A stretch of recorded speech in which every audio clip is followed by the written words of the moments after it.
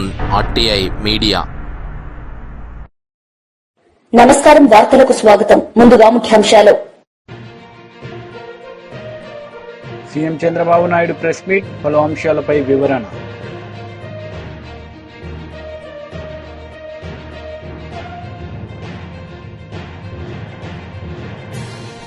సంధ్య theatre ఘటనపై స్పందించిన deputy CM Pawan Kalyan, పలు అంశాలపై వివరణ.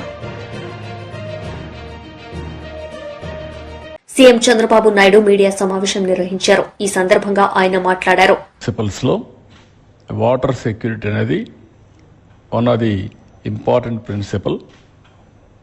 ఈరోజు చరిత్రలో మనం ఒకసారి చూస్తే ఆంధ్రప్రదేశ్ రాష్ట్రంలో మొట్టమొదటిసారిగా ఎన్టీ రామారావు గారు ముఖ్యమంత్రి అయ్యే వరకు, తెలుగుదేశం పార్టీ వచ్చే వరకు మాటలతోనే సాగాయి తప్ప ఎప్పుడు కూడా యథార్థంగా నీళ్లు ఇవ్వాలని ఎవరు ఆలోచించిన దాఖలాలు లేవు.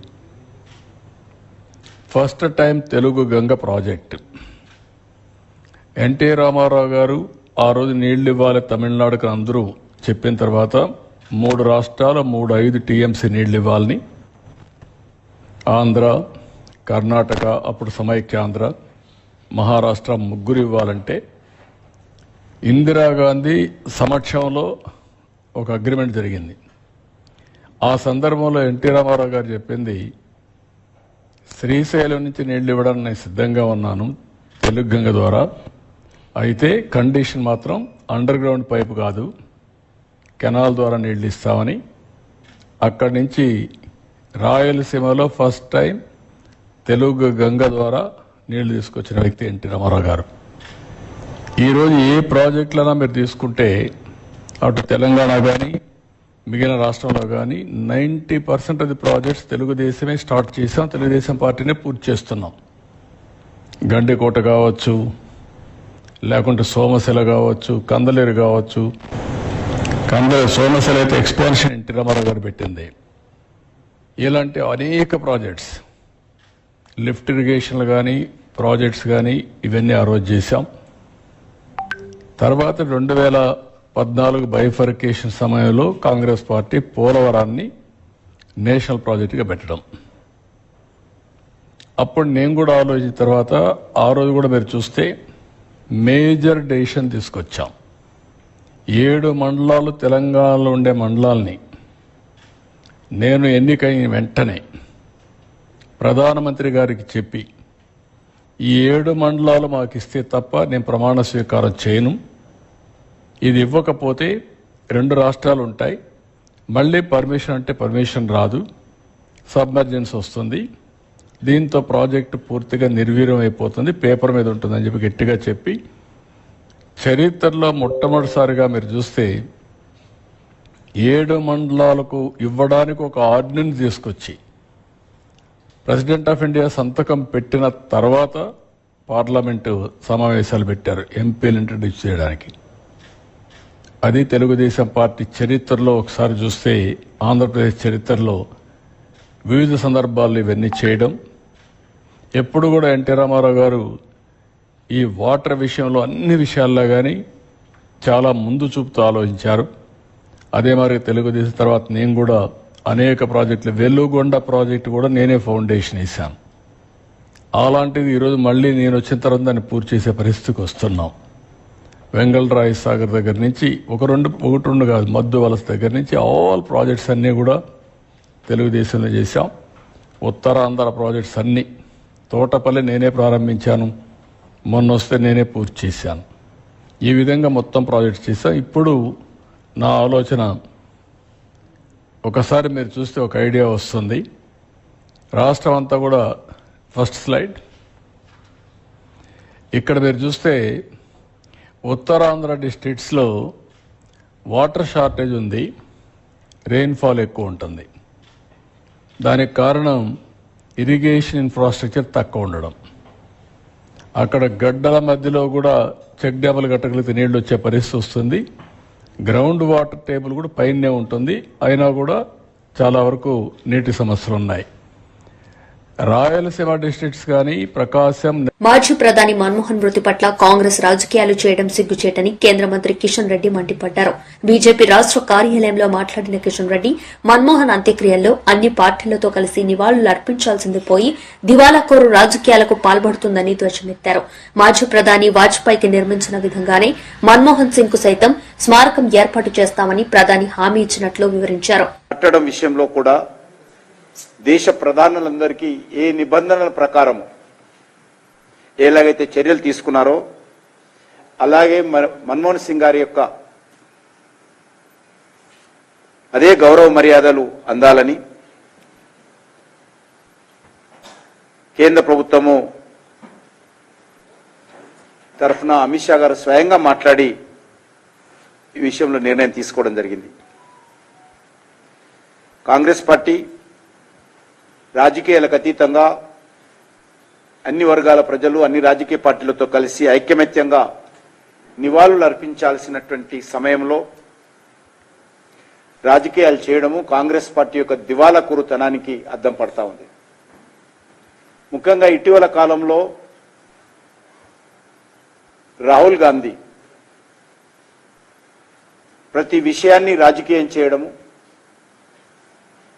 ప్రతి విషయంలో దుందుడుకుతనంతో వివరించడము,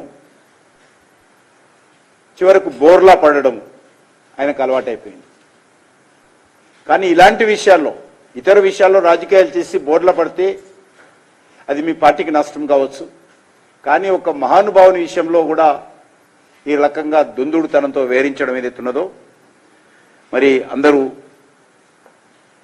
బాధపడ్డ విషయాన్ని సందర్భంగా మనం వేస్తున్నాం. అంతేకాదు ఈరోజు నెహ్రూ కుటుంబానికి మొదటి నుంచి కూడా నెహ్రూయేతర కుటుంబాలకు సంబంధించినటువంటి వ్యక్తులు ప్రధానమంత్రులైనా రాష్ట్రపతులైనా వాళ్ళను తీవ్రంగా అవమానించినటువంటి చరిత్ర కాంగ్రెస్ పార్టీదని సందర్భంగా మనం చేస్తున్నాం. భారతరత్న మాజీ ప్రధానమంత్రి పివి నరసింహారావు గారు కానీ లేక కాంగ్రెస్ పార్టీకి సీనియర్ నాయకులుగా కాంగ్రెస్ పార్టీ ట్రబుల్ షూటర్గా వివరించినటువంటి ప్రణబ్ ముఖర్జీ గారు కానీ కాంగ్రెస్ పార్టీ ఎలా ప్రవర్తించిందో వాళ్ళ కుటుంబ సభ్యులు పివి నరసింహారావు కుటుంబ సభ్యులు కానీ ప్రణబ్ ముఖర్జీ కూతురు కానీ తెలియజేసిన విషయాలు ఈ సందర్భంగా మనం చేస్తున్నాం.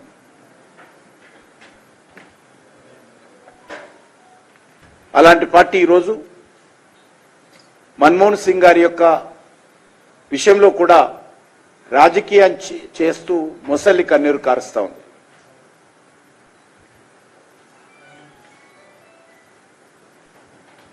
సోనియా వారి కుటుంబ సభ్యులు ఏ రకంగా మన్మోహన్ సింగ్ గారిని ఎన్ని రకాలుగా వారు ప్రధానమంత్రిగా ఉన్నప్పుడు అవమానం చేశారో, అవహేళన చేశారో, నవ్వులపాలు చేశారో, అగౌరవపరిచారో మనకందరికీ తెలుసు.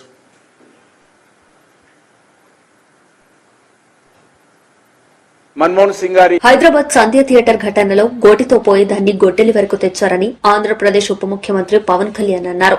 ఈ ఘటనలో అల్లు అర్జున్ ఒక్కడినే దోషిగా చేశారని అది సరికాదన్నారు. ఆడబిడ్డ చనిపోయారనే బాధ అల్లు అర్జున్ లో ఉందని పవన్ చెప్పారు. అయితే అల్లు అర్జున్ తరపున బాధితుల ఇళ్లకు ఎవరో ఒకరు వెళ్లి ఉంటే బాగుండేదని అభిప్రాయపడ్డారు. ఇక్కడే మానవతా దృక్పథం లోపించిందని భావించారు. ఘటన జరిగిన తర్వాత ఈ విషయాన్ని సంధ్య థియేటర్ సిబ్బంది అల్లు అర్జున్ కి చెప్పి అక్కడి నుండి తీసుకెళ్లాల్సిందని పవన్ పేర్కొన్నారు. సంధ్య థియేటర్ లో ఘటన జరిగిన తర్వాత కూడా అభివాదం చేస్తూ వెళ్లారనే ఆరోపణలపై స్పందించిన పవన్ అభిమానులకు అభివాదం చేయకపోతే ఆ నటుడికి పొగరు బలుపు అంటారని అన్నారు. ఇదే సమయంలో బెనిఫిట్ షోలు టికెట్ రేట్ల పెంపునకు రేవంత్ సర్కార్ అనుమతించిన విషయాన్ని మరవరాదన్నారు. మాకు ఈ రోజు నుంచి కాదు, రేవంత్ రెడ్డి గారు like I know him quite చాలా కాలం తెలుసు నాకు. And always he drops name Ram Charan కానీ మిగతా హీరోస్ కానీ ఎవరైనా సరే ఇంక్లూడింగ్ రాణాతో సహా ఆ జూబ్లీ హిల్స్ ఏరియాలో తిరుగుతున్నప్పుడు ఈయన కొంచెం సూపర్ సీనియర్ అనుకోండి అందరికీ. అంతే అండ్ ఇదేంటంటే ఇట్స్ అన్ఫార్చునేట్. ఇప్పుడు ఏమైపోయింది, వన్స్ లా ఫైల్ ఇప్పుడు నేనే ఉన్నాను, నా మీద కేసు ఫైల్ అయితే just because of deputy CM I can't quash it, system will take over. అది నేను కొట్టేయాలనుకున్న అలా జరగదు అంత తేలిక. అది అందుకే నన్ను ఇవన్నీ కూర్చోబెట్టి కొంచెం సింప్లిఫై అందరూ కూర్చొని కలెక్టివ్గా ఆలోచించాల్సింది చేయటంలో వల్ల గోటితో పోయేది ఈరోజు గొడ్డలతో అయింది. గోటితో పోయేదని గొడవలతో చేయడం very simple. So Telangana CM Revanth Reddy గారు, he came the hard way. It's a very tough leader and he's doing good. Sometimes you might like, you might dislike certain aspects. Prati Nayakulu, not everything has to be appreciated, not everything has to be liked. When it comes to this particular incident, ఇది మీరు చెప్పింది, and first of all, Telangana CM Revanth Reddy garu, they were never, not unlike previous regime. YCP regime lo leru akkada. YCP regime, without a reason, they picked up a fight. They didn't allow you.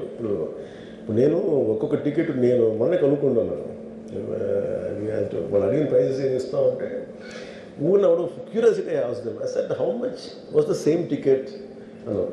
Sir your the 75 rupees ticket which they going to sell now, మీకు వచ్చేటప్పటికి అది ఇక్కడ 50 రూపాయలు, మీకు 5 రూపాయలు sir, ఇక్కడ 75 రూపాయలు, ఏదో 10 రూపాయలు మ్యాక్సిమం.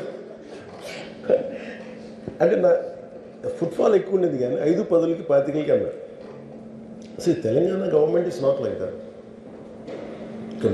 ఇంకా అక్కడ బెనిఫిట్ షోస్కి they had given a great encouragement, including Salaar, all the big films. I think he's being very courteous, even for Pushpa also. ఎందుకంటే వాళ్ళు అన్ని వేల రూపాయలతోటి they had given benefit shows and things. అంతే కదా, ఇప్పుడు డబ్బులు పెంచకపోతే మీకు రికార్డ్స్ అలా క్రియేట్ చేస్తారు. ఈవెన్ ఫిలిం అదొకటి. సార్ మీరు లెట్ మీ ఫినిష్. అది ఎవరు మొత్తం ఇష్యూనా లేదా రెండు పక్షాలు ఉన్నాయి కదా, ఏ పక్షం? I'll conclude that. నేను ఓపెనింగ్ రిమార్క్ ఇచ్చాను, I'll conclude that. Let me conclude. I'll give you a right answer for that. Then, see, there was a, normally you know that, నేను for any actor in India, even for Amitabh Bachchan garu, even ఎముకలు కొరికే కఠిన శీతాకాలం కొనసాగుతున్న వేళ భారత సైన్యం సరిహద్దుల్లో విధులు నిర్వహిస్తోంది. -డిగ్రీల ఉష్ణోగ్రతల వంటి కఠినమైన సవాళ్లను ఎదుర్కొంటూ సరిహద్దులను కాపలా కాస్తోంది. నియంత్రణ రేఖ వెంబడి 10,000 అడుగులకు పైగా ఎత్తున మంచు కొండలపై భారత సైనికులు గస్తీ కాస్తున్నారు. దొడా సెక్టార్లో 10,000 అడుగుల ఎత్తున అతి తక్కువ ఆక్సిజన్ స్థాయిలో కలిగి ఉన్న పరిస్థితుల్లో కఠినమైన పర్వత ప్రాంతాల్లో సైనికులు మాతృభూమి సేవలో తరిస్తున్నారు.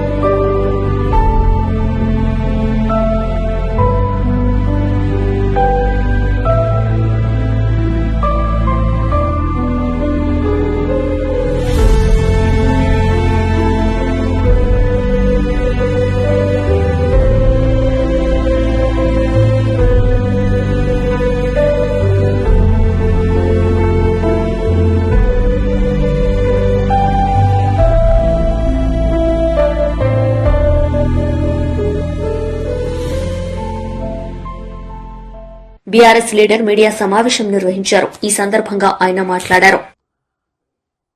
కోమటిరెడ్డి వెంకటరెడ్డి గారు దుష్ప్రచారం చేస్తూ ఉన్నారు.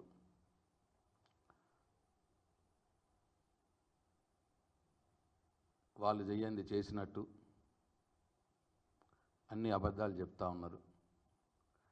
వాస్తవాలు ప్రజలకు మీ మీడియా ద్వారా తెలవాలని చెప్పి ఈ పత్రికా సమావేశం పెట్టడం జరిగింది. గత సంవత్సర కాలంగా మనం గమనిస్తుంటే అబద్ధాలు చెప్పడంలో ముఖ్యమంత్రి గారు, మంత్రులు ఒకరికొకరు పోటీపడి మరీ అబద్ధాలు చెప్తున్నారు, ప్రచారం కూడా చేస్తూ ఉన్నారు. వీళ్ళు చెప్పే అబద్ధాలు ఎట్లున్నాయంటే అబద్ధమే సిగ్గుపడేటట్టు ఇవాళ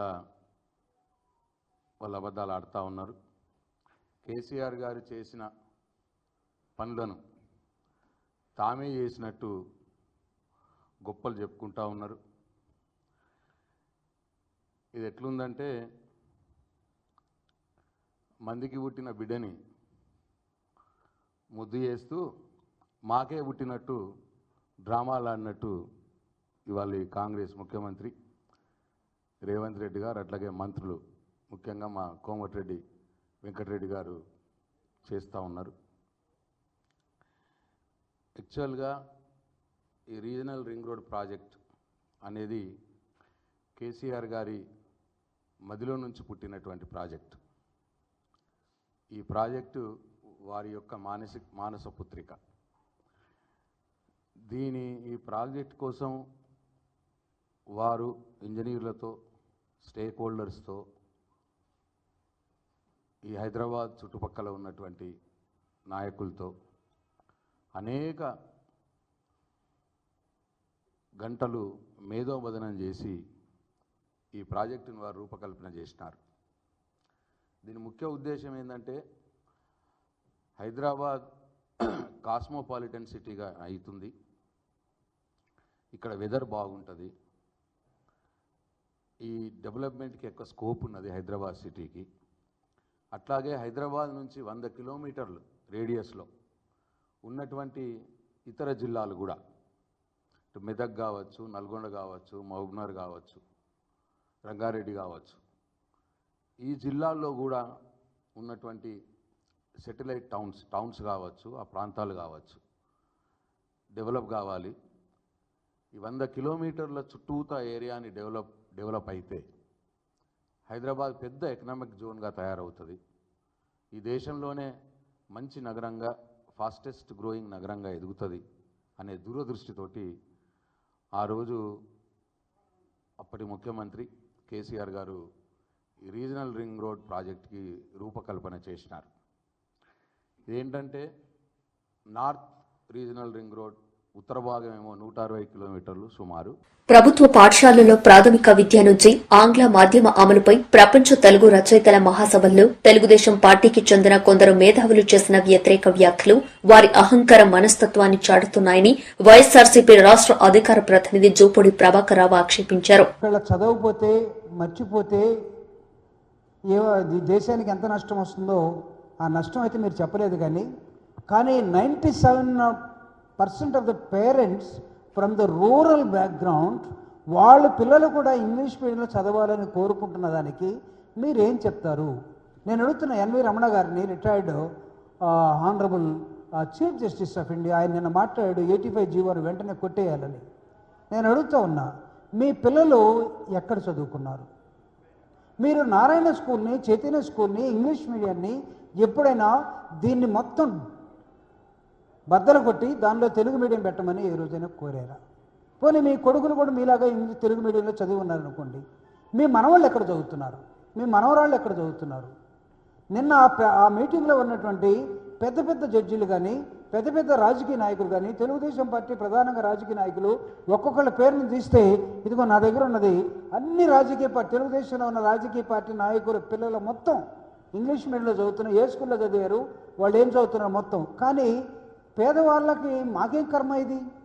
మీ పిల్లలు, మీ మనవాళ్ళు, మీ మనవరాళ్ళు మొత్తం ఇంగ్లీష్లో చదవాలి, మీరు ప్రపంచాన్ని ఏలాలి.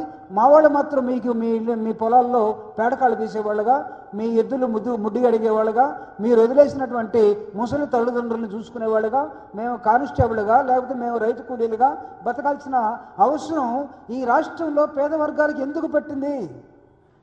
మీరు మాత్రమే మొత్తం ఉన్నత చదువులు చదువుకొని ఇంగ్లీష్ మీడియంలో మీరెందుకు వెళ్ళిపోవాలి, మాకు మీరు పెట్టొద్దని ఎందుకు చెప్తున్నారు, మాకైతే అర్థం కావట్లేదు. నేను ఒక సామాన్యుడిగా అడుగుతున్నాను, దళితులకు ఎలాగ తప్పలేదు, మాకు తెలుగు మీడియం ఇంజనీరింగ్కి ఉస్మానియాకి వస్తే తప్ప ఇంగ్లీష్ చదువుకోలేకపోయాం. ఇంటర్మీడియట్ దాకా తెలుగు మీడియమే. సడన్గా ఉస్మానియాలో సీట్ వచ్చి ఇంగ్లీష్ని మొత్తం ఇంజనీరింగ్ని ఇంగ్లీష్లో చదువుతూ ఉంటే అర్థం కాక బ్రౌన్ డిక్షనరీ ఒక పక్క పెట్టుకొని, లెక్చరర్ చెప్పిన నోట్స్ ఒకటి పెట్టుకొని, కుర్మే బుక్ ఒకటి పెట్టుకొని, ఈ మూడింటిని ట్రాన్స్లేట్ చేసుకుంటూ బ్రౌన్ నుంచి ఇంగ్లీష్ టు తెలుగు రాసుకొని సొంత నోట్స్ తయారు చేసుకుని మళ్ళీ ఎగ్జామ్స్ పోవాల్సిన పరిస్థితుల్లోకి మేము వెళ్ళిపోయాం. మీకు మా మీద దయ లేదు. జగన్మోహన్ రెడ్డి గారు చేశారు కాబట్టి ఈ రాష్ట్రంలో ఇంగ్లీష్ మీడియం ఉండటానికి వీల్లేదు. ఉంటే పిల్లలందరూ బాగుపడిపోతారు. వార్తలు ముగించే ముందు ముఖ్యాంశాలు మరోసారి. CM Chandrababu Naidu press meet, పలు అంశాలపై వివరణ.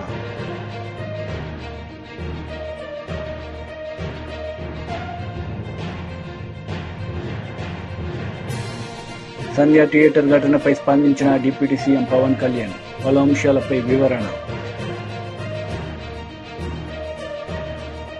ఈ వార్తలు ఇంతటితో సమాప్తం. తిరిగి ప్రసారమయ్యే వార్తల్లో మళ్లీ కలుద్దాం. అంతవరకు సెలవు. నమస్తే.